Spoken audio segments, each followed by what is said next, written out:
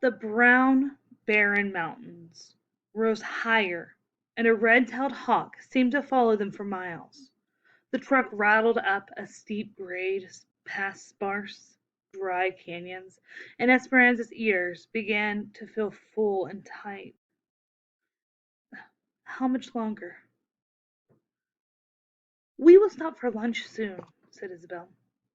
They wove through the golden hills, softly sculpted with rounded tops, until Juan finally slowed the truck and turned down a side road. When they came to an area shaded by a single tree, they piled out of the truck, and Josefina spread a blanket on the ground, then unwrapped a bundle of burritos, avocados, and grapes. They sat in the shade and ate. Mama, Hortensia, and Josefina chatted and watched the babies while Isabel lay down on a blanket between Alfonso and Juan. She was soon asleep. Esperanza wandered away from the group, grateful to not be rocking in a truck or a train. She walked to an overlook. Below, the canyons plunged into an arroyo, a silver line of water from an unknown river. It was quiet and peaceful here, the sweet silence broken only by the swish of dried grasses from the wind. With her feet solid on the ground for the first time in many days, Esperanza remembered what Papa had taught her when she was little.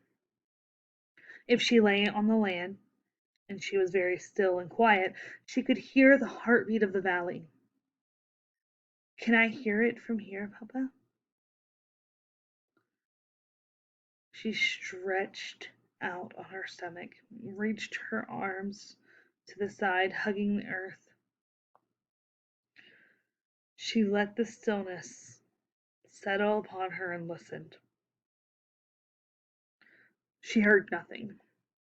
Be patient, she reminded herself, and the fruit will fall into your hand. She listened again, but the heartbeat was not there. She tried one more time, desperately wanting to hear it. There was no reassuring thump repeating itself, no sound of the earth's heartbeat or Papa's. There was only the prickly sound of dry grass. Determined, Esperanza pressed her ear harder into the ground. I can't hear it, she pounded the earth. Let me hear it! Tears burst from her eyes as if someone had squeezed an overripe orange. Confusion and uncertainty spilled forth from and became an arroyo of their own. She rolled on her back, tears warming down her face into her ears. Seeing nothing but the vast sky in dizzying swirls of blue and white, she began to feel as if she were floating and drifting upwards. She lifted higher, and part of her liked the sensation, but another part of her felt untethered and frightened. She tried to find the place in her heart where her life was anchored, but she couldn't. So she closed her eyes and pressed the palms of her hands against the earth, making sure it was there. She felt as if she were falling, careening through the hot air. Her skin perspired, and she felt cold and nauseous. She took short breaths, heaving in and out. Suddenly the world went black. Someone hovered over her. She sat up quickly. How long had she been in the darkness? She held her pounding chest and looked up at Miguel.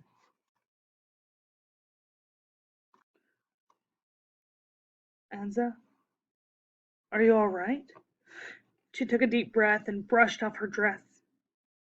Had she really floated above the earth? Had Miguel seen her?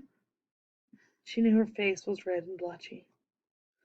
I'm fine, she said quickly, wiping tears from her face. Don't, don't tell Mama. You know, She worries. Miguel nodded.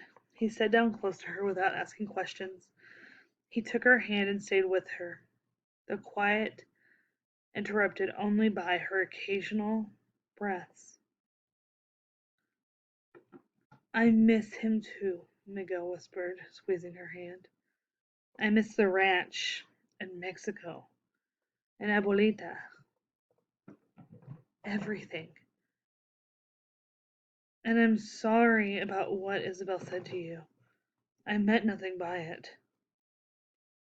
She stared at the dark brown and purple ridges, staggered in the distance, and let the ripe tears cascade down her cheeks.